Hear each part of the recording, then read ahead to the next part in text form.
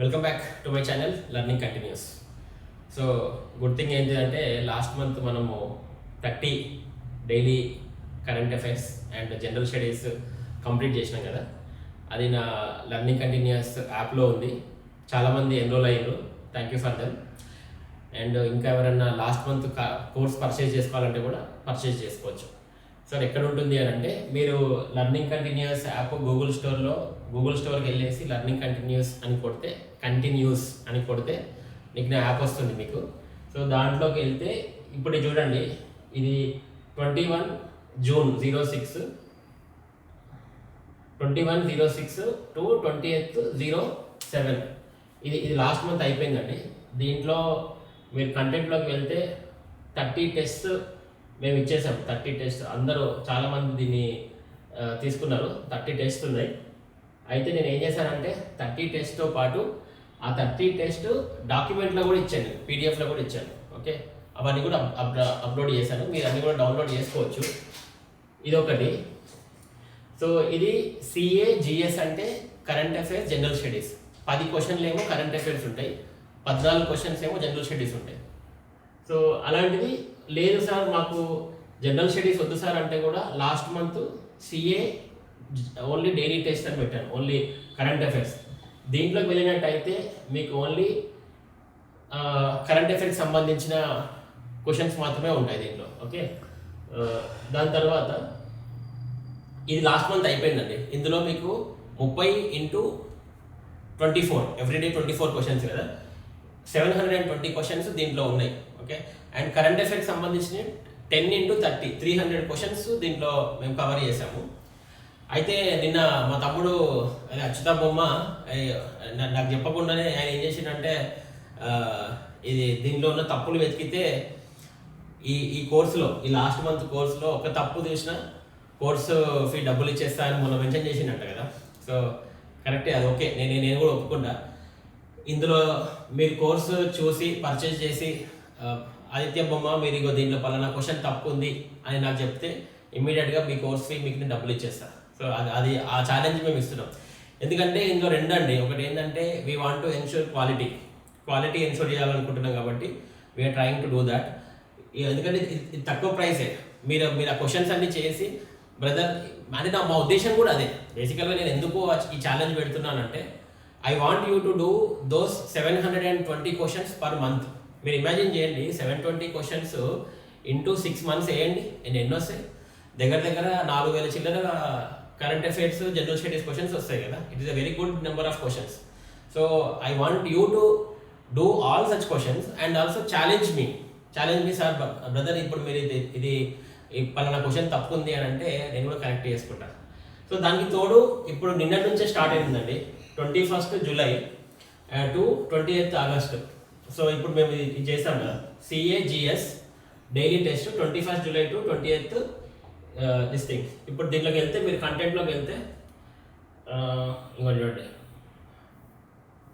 ఇది నిన్నది మొన్న ఓకే, ఇంకా అప్డేట్ అయినట్లేదు, ఇందాకనే పెట్టాము.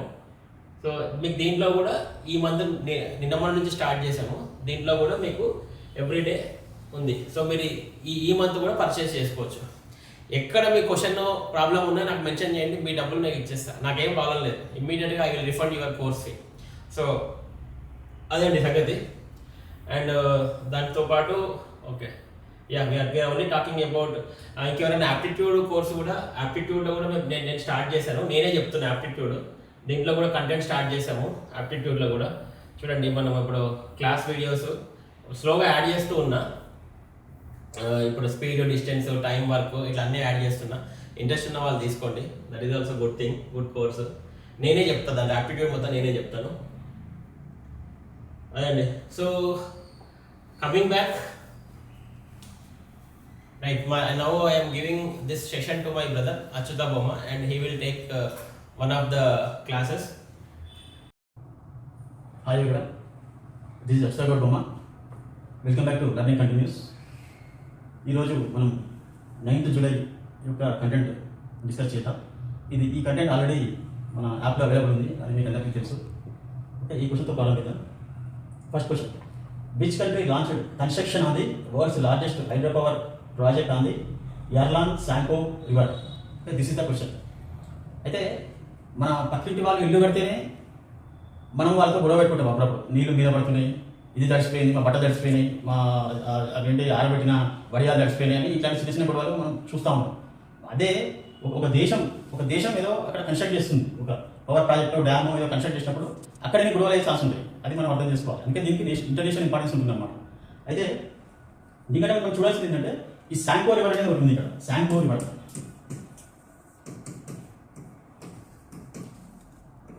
ఈ శాంపో రివర్ని మన దేశంలో ఏమని పిలుస్తారు? ఓకే, ఇది కూడా కరెంట్ అఫైర్స్ క్వశ్చన్. ఓకే, దీన్ని ఏమని పిలుస్తారంటే నాకు తెలిసింది Brahmaputra river. Okay, this is called Brahmaputra river in India. Okay, ఇది కన్స్ట్రక్షన్ ఎక్కడ జరుగుతుందంటే అరుణాచల్ ప్రదేశ్ బార్డర్లో జరుగుతుంది. ఓకే, అయితే వాళ్ళు కన్స్ట్రక్షన్ చేయడం వల్ల మనకు మెయిన్గా 2 కన్సర్న్స్ ఉన్నాయి. అంటే ఎలాగైతే మన పక్కింటి వాళ్ళు ఇల్లు కట్టుకుని మనకి ఎలాంటి కన్సర్న్స్ ఉంటాయో దీనివల్ల మనకి బంగ్లాదేశ్ కూడా 2 ముఖ్యమైన కన్సర్న్స్ ఉన్నాయి, 2 ముఖ్యమైన బాధలు ఉన్నాయి. అదేంటంటే మొదటిది ఏంటంటే మనది లోతట్టు ప్రాంతం అవుతుంది. ఇప్పుడు అది ఆ డ్యామ్ కన్స్ట్రక్షన్, ఆ పవర్ ప్రాజెక్ట్ కన్స్ట్రక్షన్ చేయడం వల్ల మన అరుణాచల్ ప్రదేశ్ మళ్ళీ బంగ్లాదేశ్ 2 లోతట్టు ప్రాంతాలు అవుతాయి అన్నమాట. లోతట్టు ప్రాంతం అయితే అది ముంపు గురయ్యే ప్రమాదం ఉంటుంది. మన వర్షాలు ఎక్కువ వచ్చినప్పుడు వాళ్ళు కిందికి వదులుతారు కదా డ్యామ్ అప్పుడు. నెక్స్ట్ ఇంకో కన్సర్న్ ఏంటంటే మన హిమాలయన్ జోన్ అనేది అది సీస్మిక్ సెన్సిటివ్ జోన్ అనమాట. అంటే ఎర్త్ క్వేక్స్ వచ్చే ఛాన్సెస్ చాలా ఎక్కువ ఉంటాయి, అంటే భూకంపాలు అవి వచ్చే ఛాన్సెస్ ఎక్కువ ఉంటాయి. ఇది మన కన్సర్న్స్ అనమాట. ఓకే, దీని ఆన్సర్ ఏంటంటే China. Okay, let us go to the next question.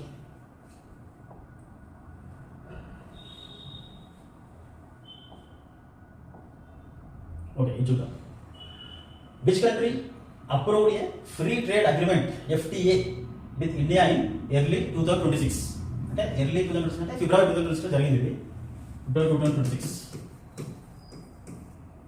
Okay, అంటే ఫ్రీ ట్రేడ్ అగ్రిమెంట్ అంటే యాజ్ నేమ్ సజెస్ట్ అంటే వాణిజ్య ఒప్పందం అనమాట. ఓకే, అయితే ఈ వాణిజ్య ఒప్పందం అనేది దేని గురించి జరిగింది అనేది చూస్తే కనుక టారిఫ్స్ తెలిసిన సుంకాలు, టారిఫ్స్ తగ్గించడం కోసం ప్రధానంగా. ఇలాంటి వాటిపైన అంటే టెక్స్టైల్స్, లెదర్, ఇంకా ప్రీమియం కన్జ్యూమర్ గూడ్స్,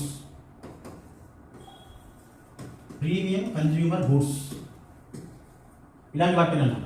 ఓకే, ఇలాంటి 26 ఏరియాస్ అంటే ఒక 26 ఏరియాస్లో టారిఫ్స్ అనేది తగ్గించుకోవడం జరిగిందనమాట. ఓకే, దీని ఆన్సర్ ఏంటంటే United Kingdom. Let's go to the next question.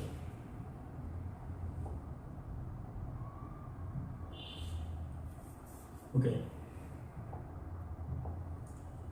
which country recently strengthened cooperation with India on critical minerals? అయితే ఇక్కడ ఇంకో వర్డ్ ఉంటుంది ఒకటి, రేర్ ఎర్త్ మెటల్స్ అని ఉంటుంది అనమాట. రేర్ ఎర్త్ మెటల్స్, అరుదైన ఖనిజాలు అనమాట.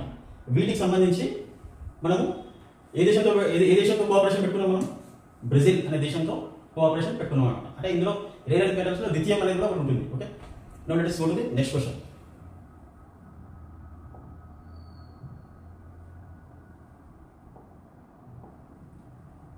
Okay, which ministry is implementing the PM Setu initiative for ITI modernization? Okay, ఇది కొంచెం జాగ్రత్తగా వినాలి. ITI అంటే ఏంటి? ITI అంటే ఏంటి? Industrial training institute.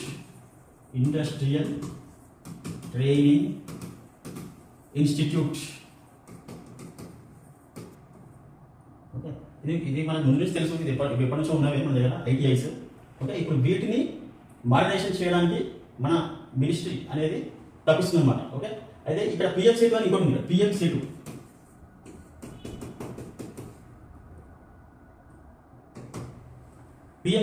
అంటే ఏంటి? Can anybody guess? PM అంటే అదే తెలుసు, ప్రధానమంత్రి. ఓకే, ప్రధానమంత్రి. సేతు అంటే ఏంటి? సేతు అంటే skilling and employability.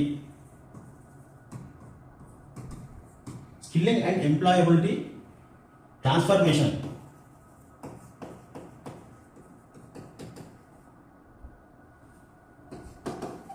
For upgrading ITIs. Okay, దీని యొక్క ఫుల్ ఫామ్ ఇదన్నమాట. ప్రధానమంత్రి skilling and employability transformation for upgrading ITIs. Okay, ఇది SETU సేతు. పిఎంసీ. ఓకే, అంటే దీనికోసము ఎంత ఖర్చు పెట్టింది సార్ ప్రభుత్వం చాలా సీరియస్గా తీసుకుంది దీన్ని.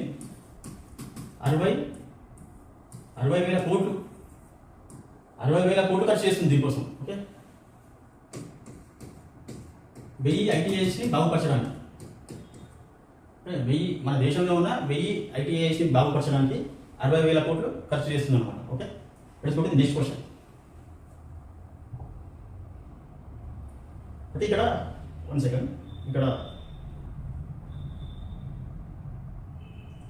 విచ్ మినిస్ట్రీ ఇంప్లిమెంటింగ్, అంటే ఏ మినిస్ట్రీ ద్వారా ఈ స్కీమ్ ఇంప్లిమెంట్ చేస్తున్నారు అనేది క్వశ్చన్. చూస్తే తెలిసిపోతుంది. మనం అక్కడ స్కిల్లింగ్ అనే వర్డ్ చూసాం కదా, మినిస్ట్రీ ఆఫ్, ఇది ఆన్సర్ అనమాట. Ministry of skill development and entrepreneurship అనేది answer. Okay, let us see the next question. Okay,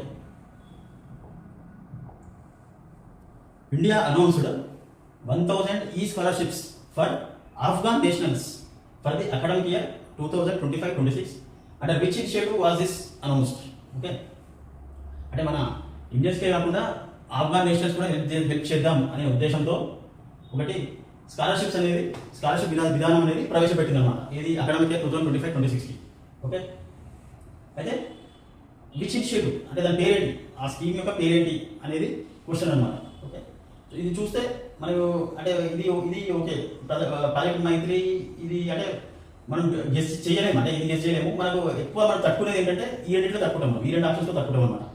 special scholarship scheme for Afghan nationals, ఇంకోటి కపుల్ స్టడీ గ్రాంట్, ఈ రెండింటిలో తట్టుకుంటాం మనం ఆన్సర్. ఇది కరెక్ట్ ఆన్సర్ ఏంటంటే ఇది SSSAN అన్నమాట. SSSAN, special scholarship scheme for Afghan nationals. Okay, అదే ఇది 18 ఏళ్ళ నుంచి 35 సంవత్సరాలు ఏజ్ ఉన్న వాళ్ళకి వర్తిస్తుంది. ఇది ఆఫ్ఘాన్ నేషనల్స్కి. వాళ్ళకి ఇక్కడ గ్రాడ్యుయేషన్ కోర్స్ కానీ పోస్ట్ గ్రాడ్యుయేషన్ కోర్స్ చేయడానికి కానీ ఈ స్కీమ్ ఉపయోగపడుతుంది అన్నమాట. Okay, let's go to the next question.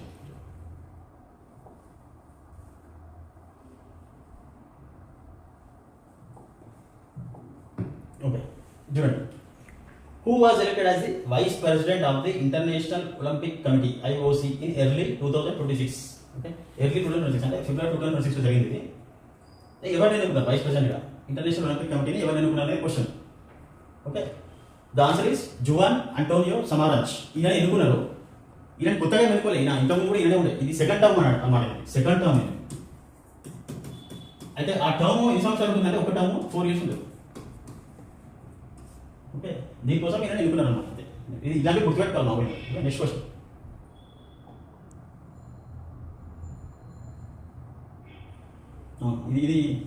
ఇది జాగ్రత్తగా వినండి, ఇది కొంచెం బర్నింగ్ ఇష్యూ లాంటిది. Telangana became the first state to implement which reform in 2025? Okay, ఇది ఫస్ట్ స్టేట్. ఇది మన ఇండియాలోనే మొట్టమొదటిగా ఈ రిఫార్మ్, అంటే ఈ కింది వాటిలో ఒక రిఫార్మ్ తెలంగాణ అనేది ఇంప్లిమెంట్ చేసింది. అది ఏ స్కీమ్ అనేది క్వశ్చన్ అనమాట. Okay, can anybody guess? The answer is SC sub categorisation, అంటే ఎస్సీ వర్గీకరణ. ఇది మనం చాలాసార్లు వార్తల్లో వింటా ఉంటాం, ఎస్సీ వర్గీకరణ. అయితే ఇక్కడ ఏమవుతుందంటే ఎస్సీకి ఆల్రెడీ 15% రిజర్వేషన్ ఉంది, 50% రిజర్వేషన్ కూడా ఉంది ఎస్సీకి. కానీ ఇందులో 59 సబ్ క్యాస్ట్ ఉంది. ఈ ఎస్సీలోనే మళ్ళీ 59 సబ్ క్యాస్ట్ ఉంది. అయితే ఈ 50% కోటా అనేది వీళ్ళందరికీ ఈక్వల్గా డిస్ట్రిబ్యూట్ అవ్వాలి, ఎవరికి అన్యాయం జరగకూడదు అనే ఉద్దేశంతో ఈ 59 సబ్ క్యాస్ట్ని ఒక 3 వర్గాలుగా విడగొట్టారు అన్నమాట. ఒక 3 వర్గాలుగా విడగొట్టారు. వాళ్ళకి ఈ 15% అమలు చేస్తారు అన్నమాట. ఓకే, ఇది దీని యొక్క ఉద్దేశం. ఓకే, ఇది కొంచెం ఇంపార్టెంట్ క్వశ్చన్, ఇది గుర్తుపెట్టుకోవాలి. Okay, let us go to the next question.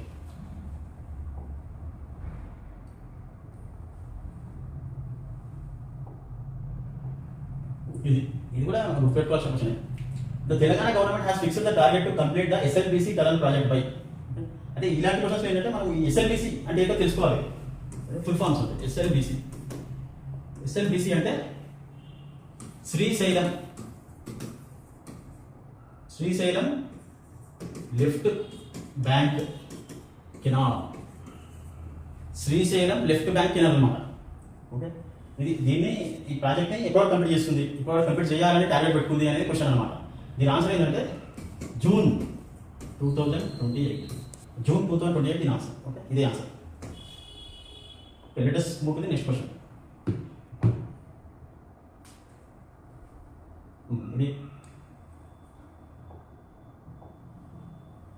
The monsoon session of parliament 2026 is scheduled from. అంటే మనకు తెలుసు కదా, అది ప్రతి సంవత్సరం 2 సార్లు జరుగుతాయి సెషన్స్. ఓకే, ఇది మన మాన్సూన్ సెషన్ అంటారు అనమాట. దీన్ని అంటే వర్షాకాల సమావేశాలు అన్నమాట. ఇంకోటి వేరే శీతాకాల సమావేశాలు ఉంటాయి కదా, వర్షాకాల సమావేశాలు ఎప్పటి నుంచి ఎప్పటిదాకా అనేది క్వశ్చన్ అంతే. ఇది మామూలుగా రోజు పేపర్లో టీవీలో చెప్తూ ఉంటారు. ఓకే, దీని ఆన్సర్ ఏంటంటే జూలై 22 ఆగస్ట్ 13 స్టార్ట్ అయిపోయింది already. Okay, it is the next question.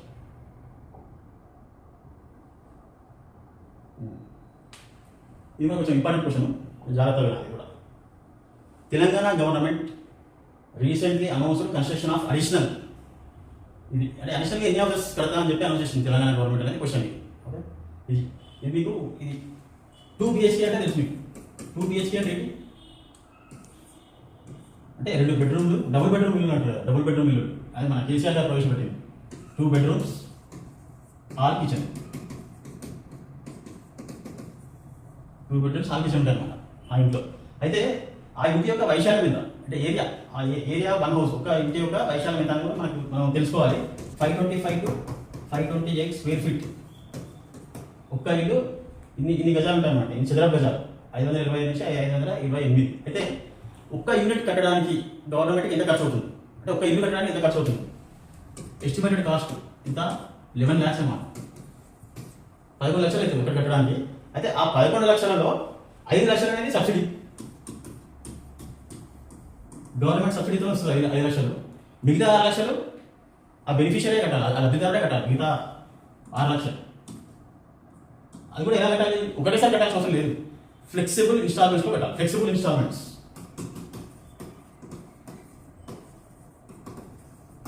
Flexible instalment అంటే ఏంటంటే నీ దగ్గర ఎంత ఉంటే కట్టవచ్చు. ప్రతి నెల ఒక నెల 1000 కట్టచ్చు, ఒక నెల 10,000 కట్టచ్చు, ఒక నెల 3,000 కట్టచ్చు. అట్లా ఫ్లెక్సిబుల్ అంటే దాని మీనింగ్ అన్నమాట. లేదంటే జనరల్గా మనకి ఈఎంఐ సెట్ ఉంటే ఒకటే అమౌంట్ ఉంటుంది. ఇప్పుడు నెలకు 10,000 అంటే నెలకు 10,000 కట్అవుట్ ఉంటుంది, అది ఈఎంఐ.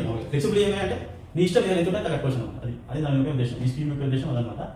ఓకే, దీని ఆన్సర్ ఏంటంటే ఇది 1 lakh 2 BHK houses in Hyderabad. ఇది అయితే ఇది 5 to 10 మల్టిపుల్ స్టోరీస్లో అంటే ఈ 5 నుంచి 10 అంతస్తులు ఉంటాయి అన్నమాట. ఒక సమూహం, ఒక అపార్ట్మెంట్స్ లాగా కట్టుకుంటారు వీటిని. ఆ సమూహం ఇంత ఉంటుంది, ఎన్ని stories, 5 to 10 stories. Okay, this is all for today. Okay, let us end our session with this question. Okay, thank you very much.